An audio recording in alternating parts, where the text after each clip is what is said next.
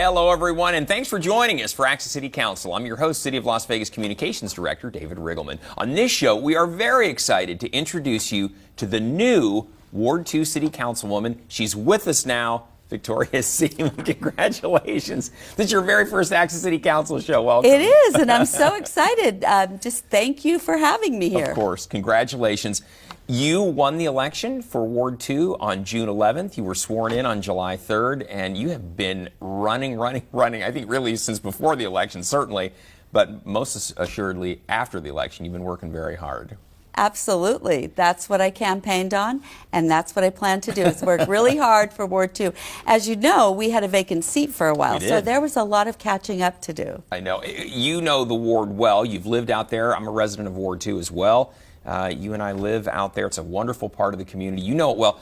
If you viewers out there aren't exactly sure where Ward 2 is located, well, don't worry. We're going to show you right now on the map. It's basically the area of the city sort of west of the Rainbow Curve. It's that area down there with the big 2 on it, appropriately enough. You've got a lot of growth taking place west of the 215. That's exciting in Ward 2.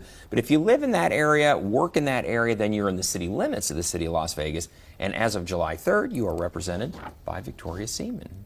And I am honored to represent Ward 2, and I thank all the voters for having the confidence and trust in me that I'll represent them well. Now, you are not a stranger to elected office. You served in the Assembly, the Nevada Assembly, representing basically that area Half of town. Of Ward 2. Exactly right. Yes.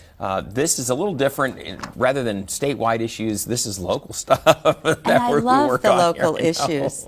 It is, you're closer to the constituent. Yeah. And they call you up, they email you, and it's about real issues of the community. It's so true. It is, and I love it. Your parks, your roads, yes. You know, the neighborhood you live in, crime, whatever it might be. It's all about the things that are closest to home, literally. Right, So. and that's why I decided to run, because as a leader of the community, people were always reaching out to me, even after my tenure. Yeah. And I loved being a public servant. You know what, you posted that right away. I love this. One of your first Facebook posts was, "Thank you, Ward 2, for allowing me to represent you. It's truly an honor. Looking forward to working with Mayor Goodman and the council members for the city of Las Vegas." And this is your day that you were sworn in. Of course, there was a big crowd there because in addition to you, Councilman Knudsen and also Councilwoman Olivia Diaz were also sworn in that day. So all three of it. That was unprecedented because we had to go back a long way before we could find a time in the city of Las Vegas history where 3 council members were sworn in at the same time. And 3 of us were assembly members together and served together in the state legislature. And we have the first majority woman city council. Exactly right. Exactly. Yes. 4 of the members of the city council are women now. Yes, and that's correct. That's a trend in Nevada because the assembly this past session and the Nevada legislature as a whole also had a majority of women. That's correct. Yeah.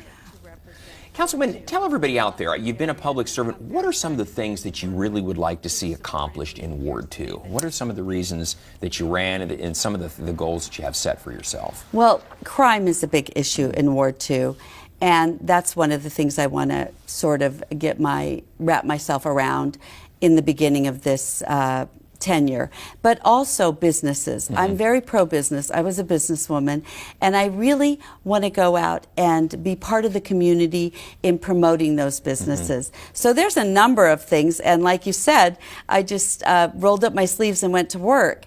And you know, as situations come up, we're on them. Yeah, exactly right. Exactly. It's exciting because it's one of those things where people. When you work at City Hall, you really have the sense that you can help people in the basic things they need in their lives, the things that are going to affect their family, their kids, just their everyday. And there's something fulfilling, I think, and gratifying in being able to fulfill those needs for the community. You are so much closer to your constituents, and it feels good to be able to have the trust that they can come to me, and no matter how small the issue, I'm there for them. Yeah. Well, one of the things I love about you is you've got a lot of passions. Business is certainly one of them. serving the constituents. But also, you have a passion for recovery, and I wanted to tell everybody out this as well. You posted this on Facebook. Mobilize Recovery, thank you for letting us be a part of your amazing event, the Recovery Advocacy Movement. Councilman, I know all of you new council members have passions. This is one of yours, recovery. It is. And this is a big issue across our nation, It is. people who are battling addiction. I think that addiction has touched everyone's family. And this is an important issue that I think we haven't really spent a lot of time with. So I have made sure during my assembly tenure, and even after I was out of the assembly, that I worked with places like Foundation for Recovery and the Recovery PAC in doing what I can to help. And so it's a big passion of mine, and I'll continue to work on recovery. We know certainly the opioid crisis across the country. Of course, people have a variety of substance abuses or addictions of many different types. What was the reason that you were so interested in this? What was the connection to you to the recovery side of things? Well, we all know people that have been touched by it and addiction, whether it be opioids. But lately we've seen a lot of people, a lot of friends, a lot of leaders in the community that have lost their children to addiction. And, you know, I have a daughter, and it's really important for me to understand what people are going through. So I will do everything I can to work with recovery. Well, it's certainly a very appropriate passion to have, because it's become such an epidemic across the United States. Certainly has. And we can do more. I think that's the message, is that, and I think we have to do more. We need to address the issues. Absolutely. So, well, good for you on that one. That's excellent. And you know, I have to marvel. You're a very energetic person. You work very hard, and you never seem to slow down. And right after you were sworn in, you had the swearing in on the 3rd, and then on the 4th of July, which was the next day, you hit the ground running out there. You posted this on Facebook. Great day with Councilwoman Diaz, Mayor Pro Tem Michelle Fiore, and Councilman Stavros Anthony. Bright and early the next day in your ward, it was the annual Summerlin Patriotic Parade. Always on the 4th of July. This is the 25th anniversary, I believe, this past year, and it's always a huge turnout, despite the weather. It's so true, warm. And an honor to ride on that fire truck. That was amazing, and be with our first responders. That was an amazing, and it's my ward, and I go there every year for that parade. I know. It's fun. It's fun. So, the day after you were sworn in, and then it was a long day, because right after that event, with all the people out at the parade, then there was a big event out in Ward 6 at Sky Canyon Park. This was Ward 2, Ward 4, Ward 6, big celebration, but it was a concert, a get-together, and then a huge fireworks display that took place afterwards. Yes, this is one that Mayor Pro Tem Michelle Fiore and Stavros Anthony put together, and it doubled in size. Yeah. And it was just an amazing event to see what they put together for the community. And you could tell when I walked around that the people just loved being there, loved a place to gather on the 4th of July that was safe, and they could enjoy good music, good food. So I think they did a great job on that event. I think so too. You know what I love about it too, Councilwoman, is we've heard so much about illegal fireworks, and I know there's been an effort certainly to try to curtail the illegal fireworks, because it's dangerous. We've had fires and people injured, etc. And what I love about that event is it was a great place to go and gather, as you say, a safe One of the location. ways, yes. And it was a great fireworks display. It went on for a absolutely. while, and the best part, you didn't have to spend a nickel to see it. It was all free. Right, it was all free. Right. So they did an amazing job. And, you know, I got to say, Mayor Pro Tem puts on some great events. She does. I have competition here. Yeah, you know, that's right. She raises a high bar out there. And so one of the things, too, we've got a lot of traditions in the city, that's for sure. But I love this, is that you're starting sort of your own traditions, which are great. I want to tell everybody about this. You're starting something called the Breakfast Buzz. Now, this is going to take place. The first one's going to be on August 17th, everyone. But tell everyone, what is the Breakfast Buzz all about? I always did coffee with constituents, and I thought it would be a great tradition to start breakfast with a councilwoman, like breaking bread together. You know, people come, they have breakfast, they feel comfortable, they grab their breakfast, they sit down, we eat together, and we talk like in a family type atmosphere about the issues and concerns. There is something about breaking bread with someone. It kind of breaks down all barriers. Exactly, All barriers. because You're sharing a meal together. Right, and then you're just, and it just opens the lines of communication. It's amazing correct. how that works. Now, this is just kind of an informal thing, obviously, where people can just come and relax and bring any issues to you, talk with you about whatever might be going on in Ward 2, and just exchange. They let you know, and then you can maybe offer some solutions, or at least let them know that, yeah, we'll work on it. Yeah, we're going to check into it. Yeah. But also, if they just want to come and have breakfast with me, that's fine. They don't have any issues. That's okay. We do want to break bread and let the community know that we're there for them, that I am their public servant, and that, you know, this is their ward. And that's what's nice, too. I think it sometimes here at City Hall, there's this sense that we're just these kind of nameless, faceless people that are behind the, you know, the glass windows. But a lot of hardworking people here at all levels, Absolutely. council level on down, trying to really serve the community. And it's just a way for the community to know who's representing them, and also some of who works at the city and who's going to take care of their needs. Your staff members, for example, that would be there, and they can talk with them directly as well. Right, So it's a good thing. And sometimes they just don't know who to reach out to, so we're going to make it easy for them. Right. And as the city, even if it's not something that we have purview over, we'll help you find the right place. That's one of the things we do here a lot. It's like, Thank you. That's not a local issue, it's a federal issue, but this is who to contact, you know, or whatever it might be. Or that might be our issue to work on, and we'll take care of it. Right. And I have to say, the staff here has been amazing. Well, you've been helped working me very hard. navigate through all the things I need to navigate through, because, like you said, I want to roll up my sleeves and get to work, and you're only as good as your team. True. And there's a lot to learn. The city has 17 different departments, a lot going on, ranging from, you know, your sewer service all the way to the municipal court and everything in between. So it's a lot to learn for a new official coming in. It's a lot. But we've all been there. All of us who work here, we've been right where you are now, and you learn it fast because it's just part. So it's a passion. It's the work that you do. It's a passion, and everyone is so helpful. Yeah. Breakfast Buzz is going to be Saturday, August 17th, from 9 to 10:30 at Rachel's Kitchen. That's the one out on Trailwood Drive. Come on out. It's going to be an opportunity to see the councilwoman, get to know her. If you have an issue, if you don't have an issue, just come on out and visit with her that morning. Let me mention it's going to be on the patio. Okay, very good. So the patio that day. It's early, so the weather should be good. Weather will be good. They have misters out there too, so you'll be in good shape. Great. So, and then Councilwoman, another wonderful event coming up is your dive-in movie. And you posted this on Facebook.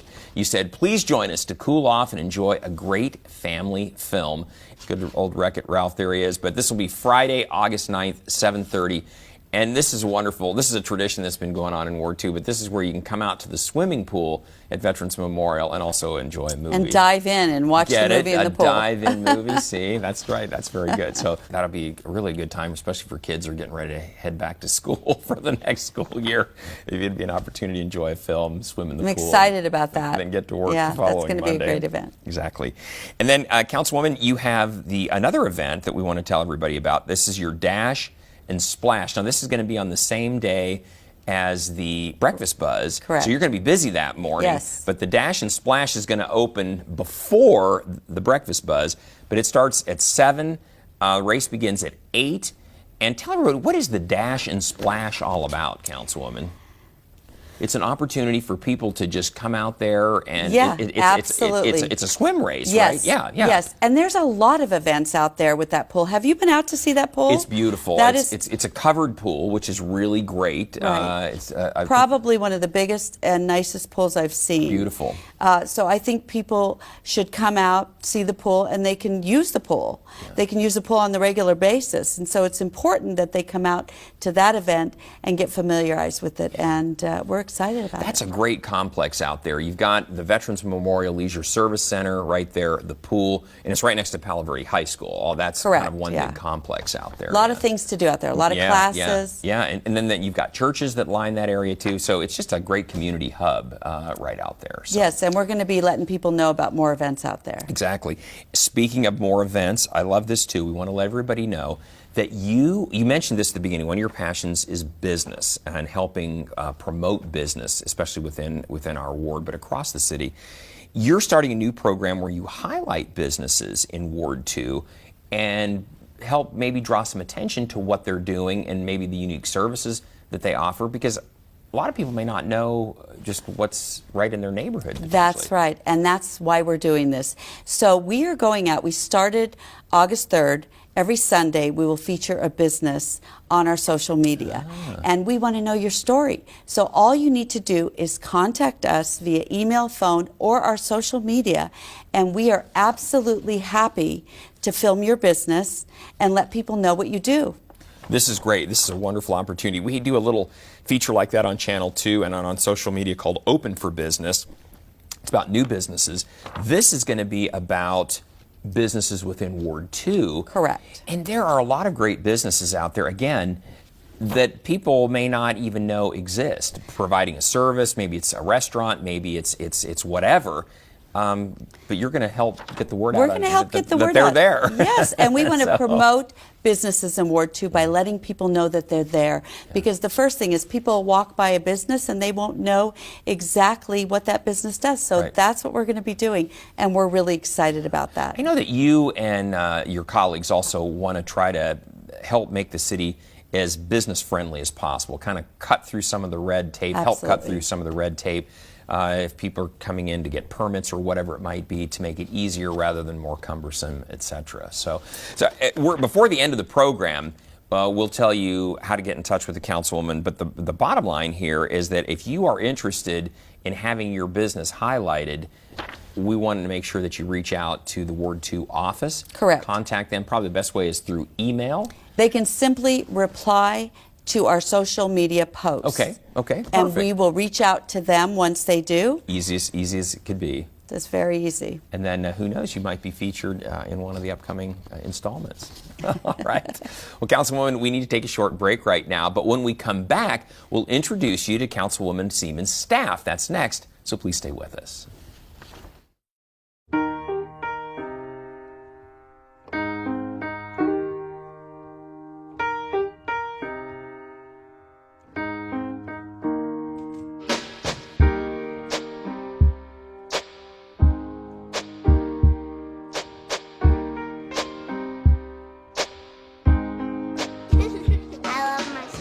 My heart doesn't see race. Love is love.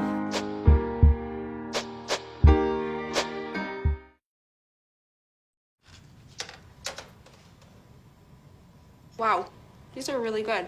You act surprised.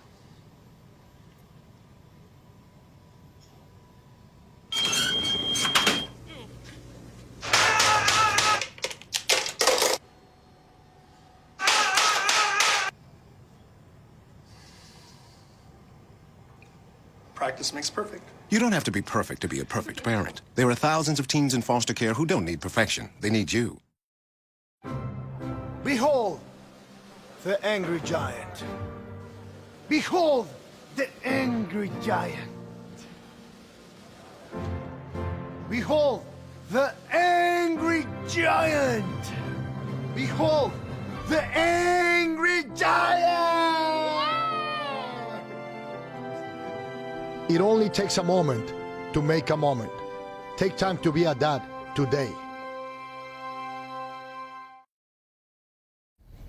Welcome back, everyone. Councilwoman Seaman has great staff members in her office who help keep Ward 2 running smoothly. With us today is Mr. David McGowan and Mr. Brian Baltazar. And these are the folks, if people contact your office, this is generally the first line of who they're going to speak to, probably, right, Councilwoman? That's right, and you're only as good as your team. So true. And so I brought my own team aboard, and they are the ones that are going to make me look good in Ward 2. Well, Councilwoman, why don't you tell us a little bit about David, a little bit about Brian, and how you guys, you've worked together in the past, some of their background, and I think they're going to be perfectly suited for doing what you need in your office. Absolutely. Well, I've known Dave for years, and we actually brought him over from Henderson. Mm-hmm. Stole him away. We did, and we took some time, but we were able to bring him over, and he also has worked on my campaigns. the last 2 campaigns I was involved in. So we know each other really well. So he knows you and what your passions and what your basic platforms are, of course. Exactly. And so bringing him aboard, he knows exactly what I would like to accomplish in Ward 2. And then I have Brian Baltazar, who I have known for years, and I actually brought him up in 2015 to the state legislature. You guys worked there together, yeah? Yes, he was my attaché for a couple months up Outstanding. there. And so I think I brought the best team I could bring aboard with me, and they seem to work well with all the employees of the city of Las Vegas. So I think we're going to do great things in Ward 2. I think so too. Dave, let me tell you, let me ask you, what when people contact the office, what are the things that really are helpful for you guys to know? What information, especially if they've got an issue, what helps us get really onto something as quickly as possible? Well, whenever we get a call on an issue, is details. You know, there's if we get a call, there's a pothole in the road. Well, where is it? Right. Well, it's at my house. Landmark. Well, okay, I haven't had the pleasure of being to your house, so can you help me out a little bit? Yeah. The most detail, especially if you're reaching out to us by email. Yeah. Name, address, what exactly the problem is, and we will be on top of it immediately. Yeah, that's good advice. So it's details. Imagine that we don't know anything about what you're trying to tell us, right? And so give us the big picture all the way around. So, and I think something else that's important is something that you touched on is maybe it's not a city issue. Maybe understanding that we are that first door. Brian does an amazing job when someone reaches out to him. He does. And says, I have an issue with, say, getting a smoke detector installed. Well, that's not us, but Brian's right there with resources where they're available at a low cost. Right. So it wasn't our problem, but we solved the problem, and that's what the councilman has tasked us to do, is to solve every problem, whether it's through the city or through another resource. That's a good approach all the way around. Brian, let me ask you. You've been on the job now a few weeks. I wouldn't say you're exactly a veteran yet, but you've been around the block here a few times already at the city. This is not bad. You just started. What are you hearing from the constituents? What is a typical issue out there that if you could tell people that are listening to this, watching this, this is how to solve the problem? What are some of the common things you hear that you've been able to help people with? A lot of the issues that we've been able to help address for a lot of the residents of Ward 2 really have to do about safety, ensuring that their communities, that their homes are safe. And so that's really one of the most important issues that we continuously get, whether it be a mysterious car that's parked out in front of someone's home for 4 or 5 days, or just making sure that the parks, any activity that's going on at night, that's addressed. So it's really just about maintaining security and safety within communities. Being safe. And Councilwoman, that's one of the things that you talked about at the beginning, safety, crime. People think, well, there's not any crime out in Ward 2, right? Well, we have home burglaries out there, vehicle burglaries.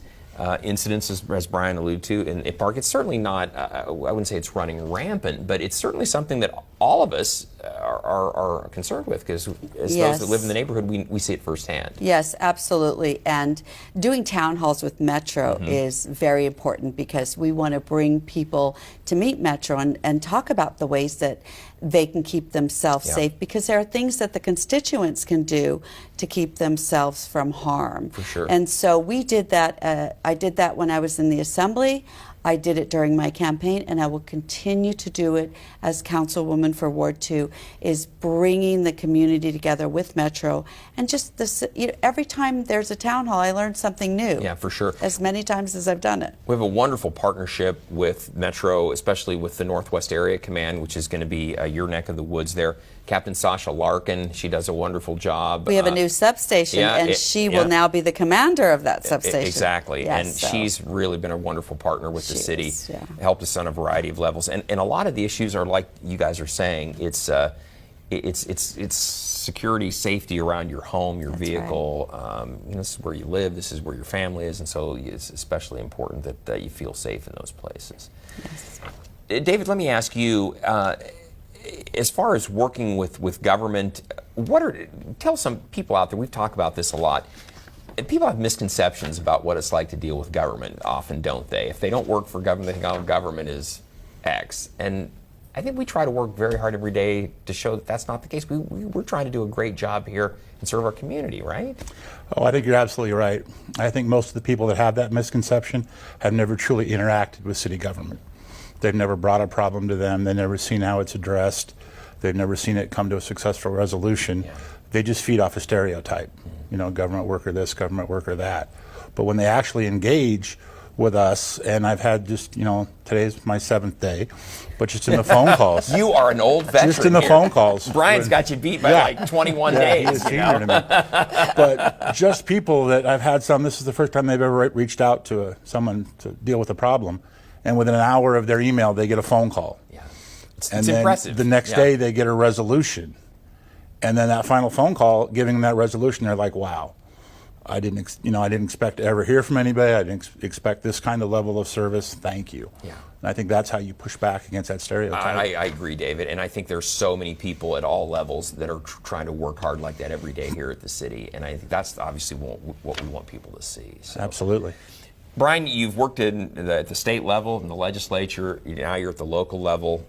What are some of the big differences there? What are some of the key takeaways you've seen and just the difference between those two levels of government? It absolutely has to be the level of support. Everyone here has been absolutely supportive, has shared their knowledge, has walked us through the processes of learning to be able to better serve the constituents and residents of Ward 2 and really across the city. I mean, the support that we have here is phenomenal. I don't think we would be able to do what we do without everyone's support. So in just the level of resources, I come from nonprofits, so just the amount of resources that are available to residents, it's incredible. Exactly. Take advantage. Great advice. That's really great advice.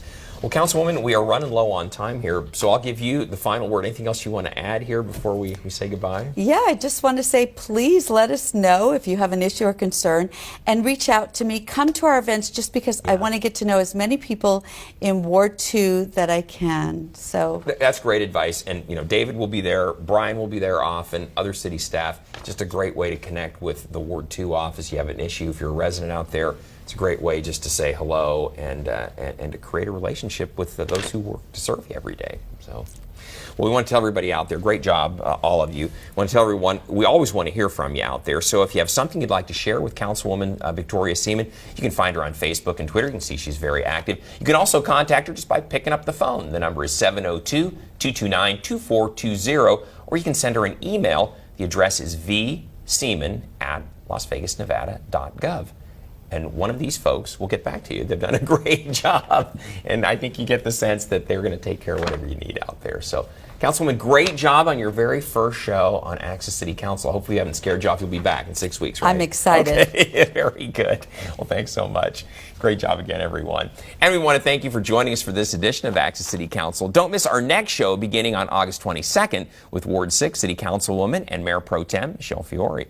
You can catch all of our KCLV shows on Apple TV, Roku, and Amazon Fire. And don't forget, you can watch us live on the internet at kclv.tv. Thanks for watching, everyone. We'll see you next time around.